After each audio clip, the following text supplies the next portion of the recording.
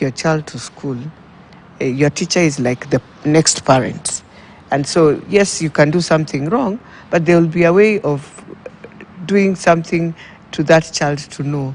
Even in school, it's just the same way you'd be at home and your parent will tell you, indeed, this you have wronged is there, but not caning. I mean, not in this age, because kids, one of the things of our children today, they now come back home and they'll tell you, I'm not going back to that school. Mm-hmm. And she will give many excuses instead of just saying, yes, I did wrong, but then the punishment I was given is 1, 2, 3. Some of them just keep it to themselves. And so they become very violent because of what they've gone through, and nobody is able to know what is this that is very wrong. I believe we have pushed so much to have counseling in schools. I don't know whether some of the schools are able to afford, or the ministry has been able to ensure, especially national schools and county schools and all public schools, can have an office just for counseling, where you find, indeed, sometimes you can find a child has come into school because of the root causes of how this child has grown up and the challenges they have faced when they are at home. Because some of them will come, you live with your auntie, you don't live with your parents, you are an orphan.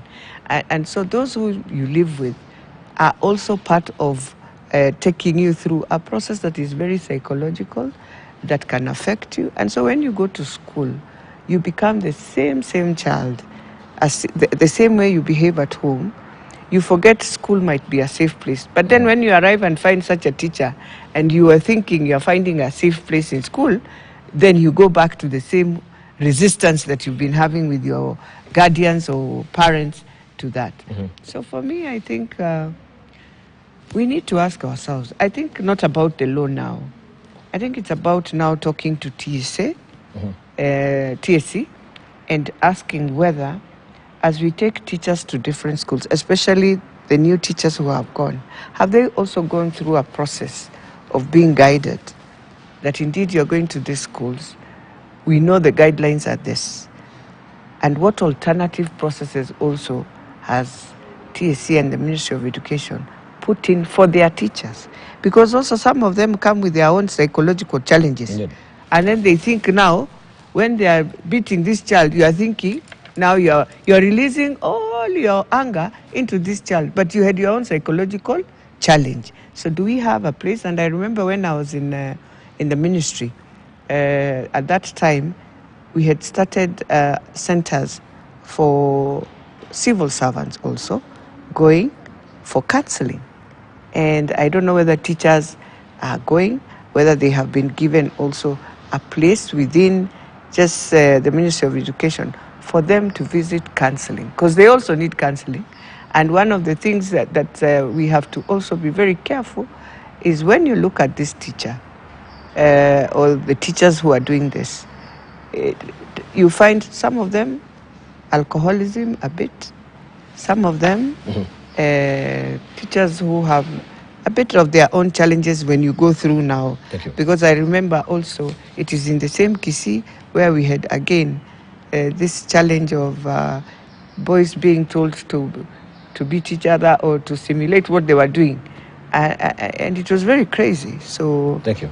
I think TSC also should call in that teacher and just see what is the real problem. Right, thank you. Let's see for Mungatana, Corporal punishment, just briefly, I think it's a different style of parenting that maybe there's a dichotomy, what the children are experiencing at home and what is in school. Many of the parents are opting nowadays not to beat their children, maybe to be talking to them instead of caning them. And when they go to school, it's diametrically different. So the resistance, the rebellion that also we have Mheshimiwa Elachi really talking about sends maybe, a moment of rebellion that a child would be responding to in this sort of corporal punishment that now we can see done in school.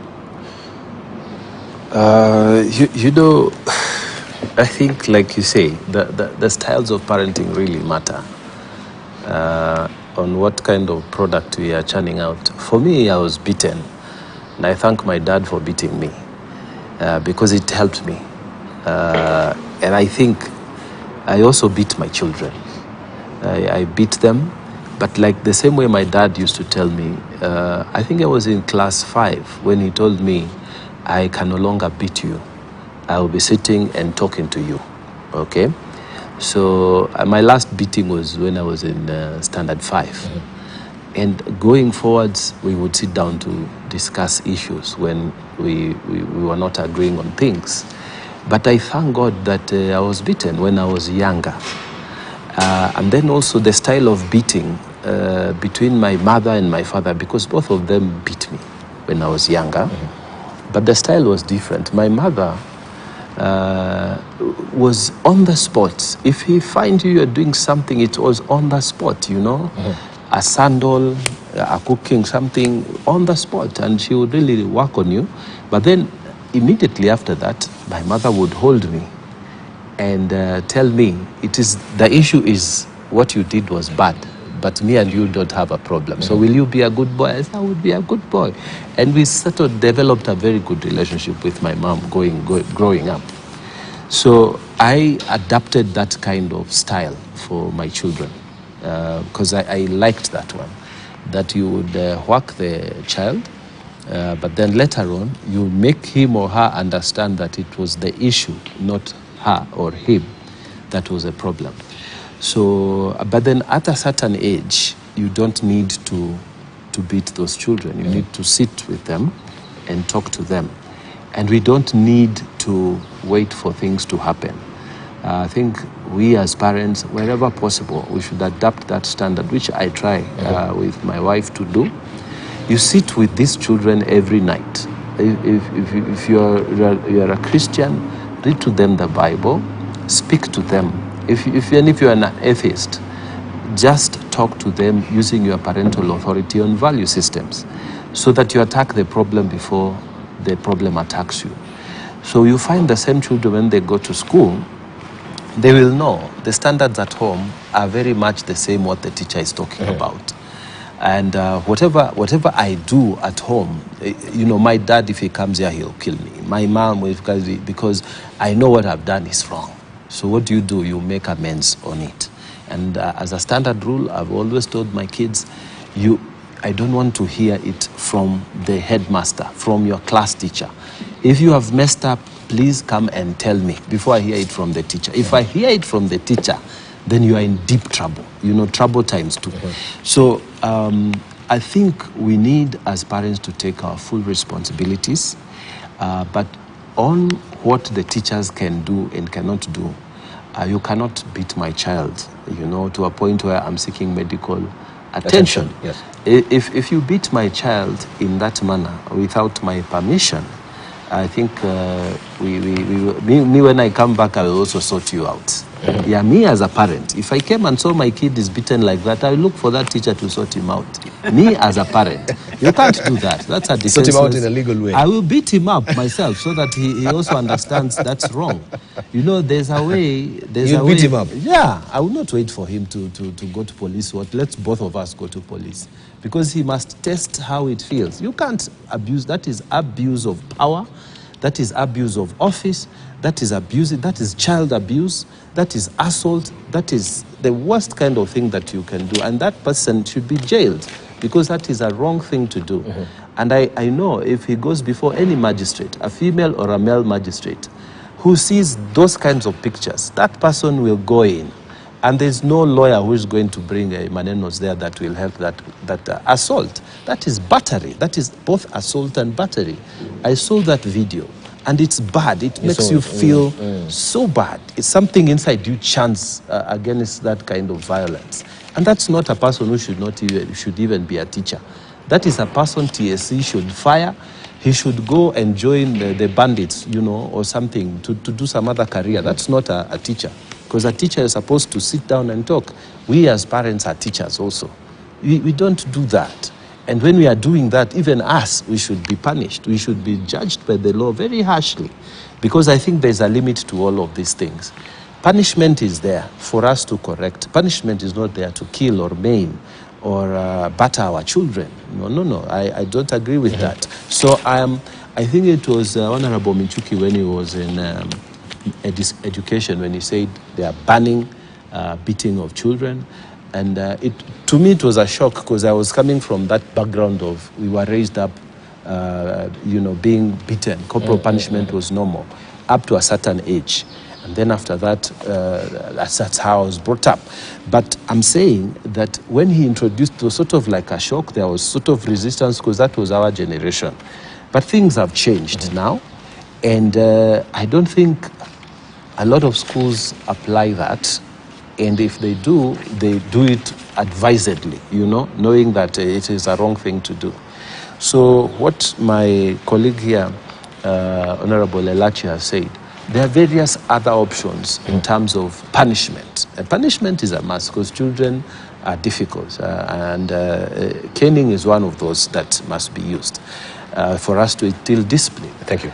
So I think it should be when somebody has overdone it, there's a problem that needs to be addressed. And that so is it banned or is it not banned? Because now this is the gray area where we're having also some of the teachers abusing it. We need to be very categorical. Is it banned? And if it is banned and you are actually using corporal punishment, what is the recourse? If it is banned, and for me, I know it is banned. So teachers ought not to be whipping children in school. Thank you. That one I know from the time of Mishuki when he was education minister. I know that was the policy of government. So the responsibility then shifts to us as parents, that we need to discipline these children and deal with them as appropriate. Thank you. Thank you. Let me rope in Dr. Nikal. And Dr. Nikal, because you sit also in the health committee, I want us just to look at what the Daily Nation is holding for us briefly, healthcare cost that is choking families. And we have a tabulation here of how the prices have really gone up for some of the medicines here. If you may look, just to give you a snippet of it, my director may just pick up that so that you may, because you don't have a copy of a Daily Nation. We have Losartan H, that is a hypertension and kidney failure patients that are using this, especially, what is happening with the dialysis as well. There is a 60 shillings a tablet that is a new price. The older price was 10 shillings a tablet. So we have a 500% increase. We have tamoxifen, that is a breast cancer patients, where we have 1,550 a packet. Old price was 450. That is 244.4% increase. Gaviscon for the heartburn and ingestion, we have 550 a bottle. That is a new price, 313 a bottle now. A bottle was the old price, I should say, 73.50. And the rest as well, you can see, but you get the picture of what we're really talking about. The prices of medicine now, it's inaccessible, especially with the light of cancer, and also women suffering with this as well. This will be a huge burden. Thank you, Debal. Sorry for coming late. It's okay. I know yesterday you were busy at the rallies. No, that's not it's the really reason. Taken at all of you. The reason is I took someone to the airport and it delayed until past 1 in the morning. Oh, okay. Yeah, so... Well, of a delay? But maybe this is one of the reasons we should go on with the mandamano, because of the prices. But I think there's a big problem with the cost of healthcare, leave alone the cost of drugs. There are markups that are acceptable, and actually the Pharmacy and Poisons Board should ensure not just the quality, but even those prices. But I don't think in terms of monitoring, they monitor the prices as much as the quality. But you also ask yourself, if prices go up like that, where is it that people sit and actually decide those prices? So there's some cartel element going in where people in the industry, in the pharmaceutical industry, sit down and do that. But the bigger picture is, and this as a country we have not been able to manage, is regulate the cost of healthcare and even moderate it. And the bigger factor of it is that if the public health services are not working, then obviously the private sector takes advantage. So this is something, as you said, we're in the health committee, that we'll have to actually look at and say, it will actually bring us to the bigger picture. Who sits down and puts up those prices? Yes. And what is the Is there a form markup? of regulation So of coming up where with the exactly, prices? I don't know at this point, where exactly has the price gone up? Is it because of the dollar when they're importing it, or is it because the business people have actually set up and put up the prices, or have taken advantage of the dollar and actually putting a markup above what the dollar increase has done? But if you really want to look at this, in my view, I've always said this: if the public health services are working, that is what will control it, because that should be the gold standard. And if they are available and people can afford them, people will actually go to the public services, and therefore these people, the private sector, will be forced to bring their prices down. But even if you look at the public services, one, we must admit they're not as good as they should be. I was in the sector about from 10 years back. We tried very much to actually bring the cost of drugs down. And the thing that really helped us that time, we actually did manage to bring the cost of care down, the cost of drugs, was actually to make the drugs available in the public sector. And that is when we actually improved KEMSA, and KEMSA was able to deliver in time. Now we know the problem with KEMSA. When the public hospitals order, they don't get what they order, what they call the fill rate. They don't get what they order. When they order, they don't get it when they need it. So people have to resort to get it in the private sector, and that's what happens.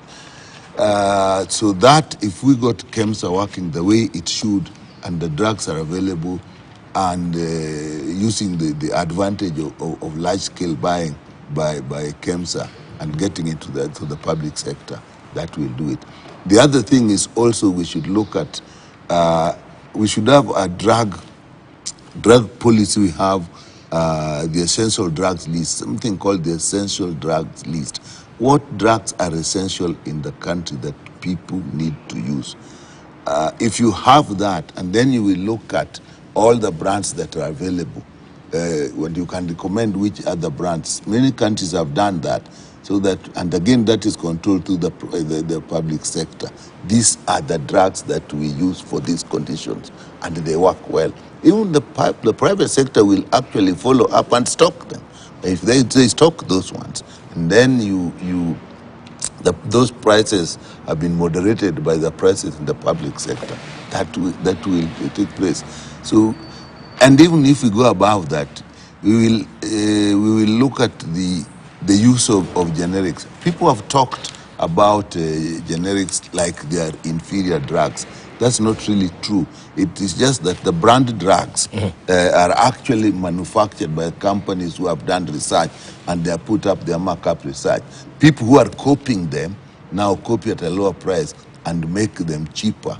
And now it is there that some generics are poor, and some generics are actually just as good as the brands. Thank you. Except they're cheaper. Thank you. And I want to give you one example. The drug that I actually myself use, which you can get for 70 shillings a tablet, you can get it for 100 shillings a tablet, and the one I use is 10 shillings a tablet. And they're all in the market. Again, the information people have. So the one you're using is a generic one? Yeah, it's generic, but I know it works. It works. Again, it is for the Pharmacy and Poisons Board to guide on what generics are actually effective and can be used. Thank you. Thank you. Thank you. Let me just rope in Hilary Segei. Thank you for joining us, Senator for Bomet. You are straight from Bomet as well. You can give us an update of how Bomet is, or maybe you also in Machakos. Thank you, Jabal, Yes. and good morning, my colleagues Beatrice, Daktari, and Senator Mugatana. Thank you for the morning again and the hosting. I actually, yes, came straight from Bomet. And Is it raining over there?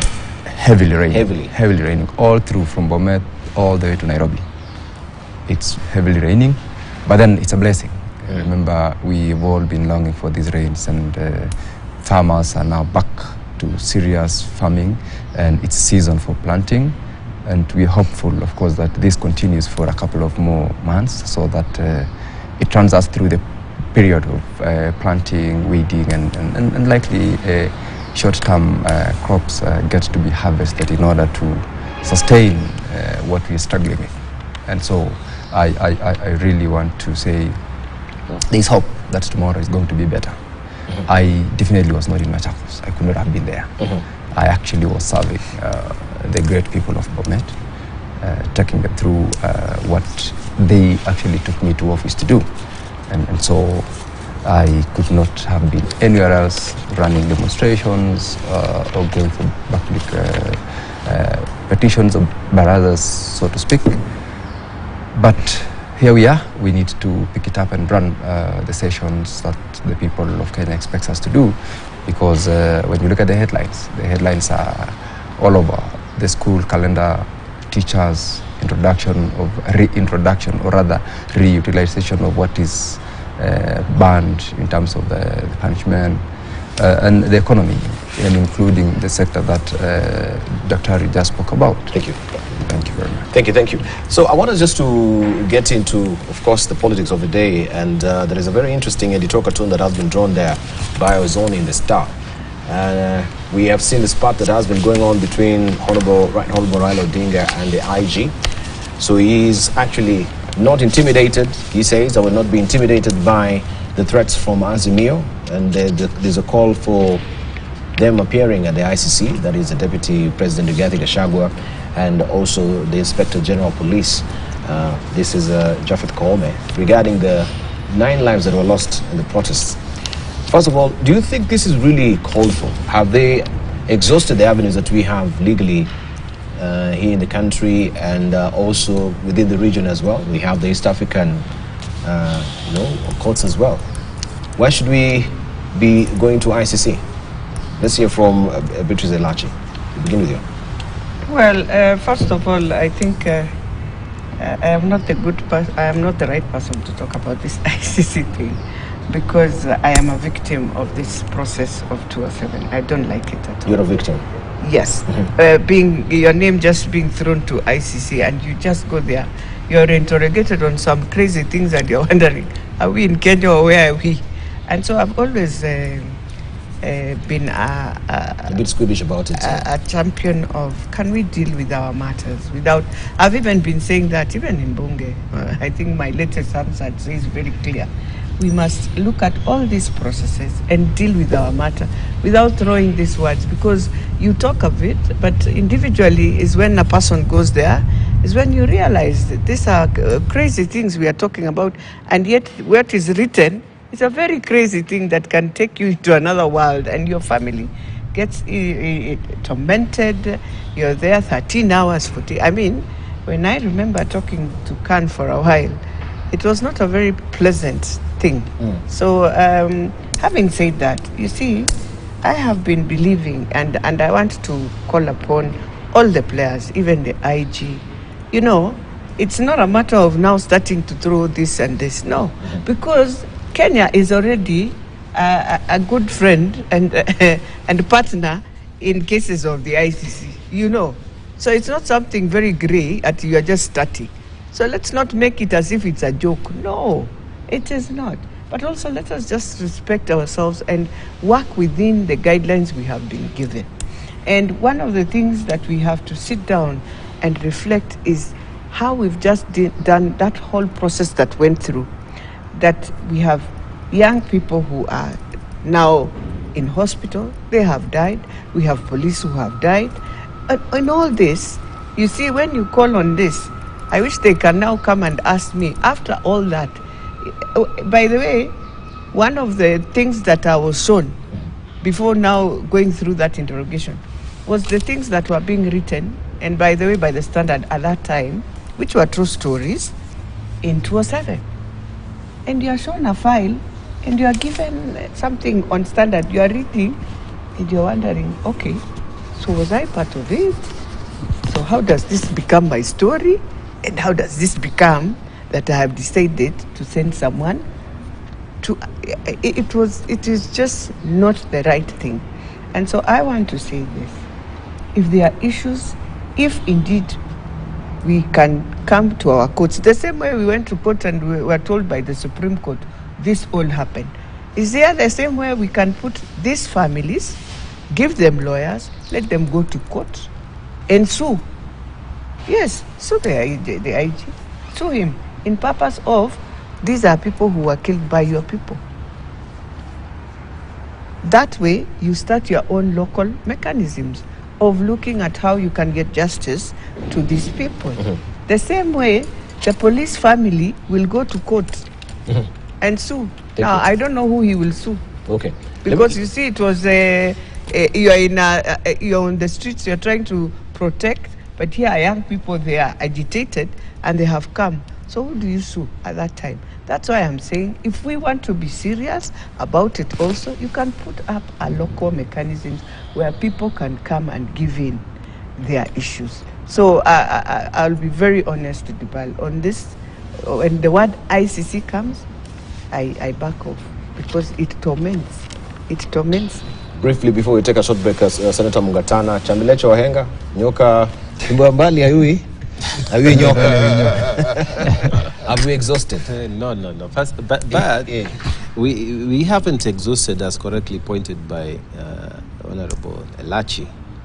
But I wanted to say that Kenya is part and parcel of the international community. Article 2, in fact, of the Constitution says it very clearly that if we have we have signed to any international treaty, like the treaty that created ICC, then it becomes part and parcel of our law. So any person who feels that the local mechanisms are not enough to deal with the situation, then they have a right to go to the ICC. But the question that I'm asking myself is that who should be going to the ICC? Is it Raila Odinga or is it IG Kome? You know, who started this whole thing? Who broke the law? Who didn't break the law? So it would be interesting to see that process taking place. And I wanted to say this. After the 007 violence, we who are on the side of government were the ones who are pushing for those other people, the team on the opposite side, to go to the ICC. And the reason we were giving was that while the violence that was happening in Kisumu and areas around there was, demonstrations, they were lighting, tires on the road and just saying, oh, the elections were rigged. The kind of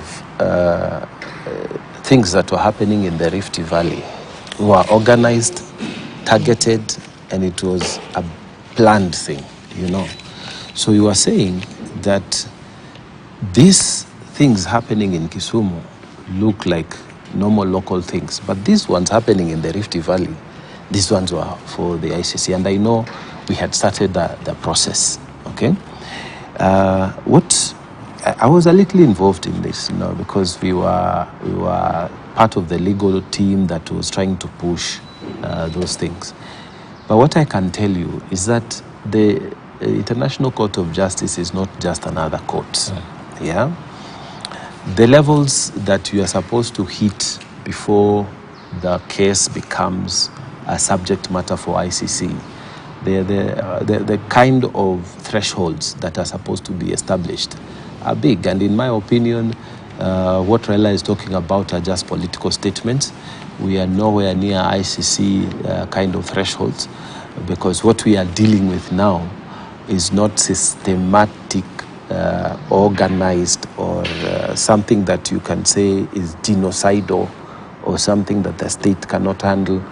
The thresholds are very big. So for me, these are just political statements that are being bandied around. We are nowhere near the ICC thresholds.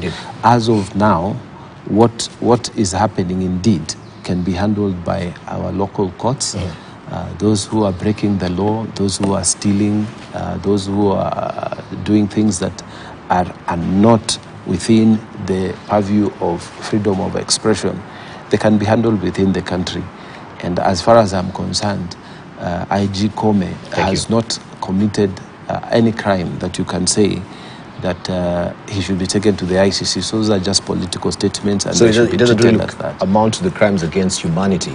There's nothing like that. And I don't think Raila is being properly advised. This is the question that I wanted just to, of course, ask on the other side of the break. We had Paul Mongi coming up with this particular letter. With his intellectual provenance, does he, as we hear from what Mungatana is telling us, it doesn't really meet the threshold of going to ICC. So is this an abuse of the courts that is coming from, Azimio? And who should be in the ICC? Is it Raila, or it should be IG Kome or the Deputy Gashago? We'll take a short break. We will circle back with you, Dr. Nikal. You're watching Standpoint. Don't go away.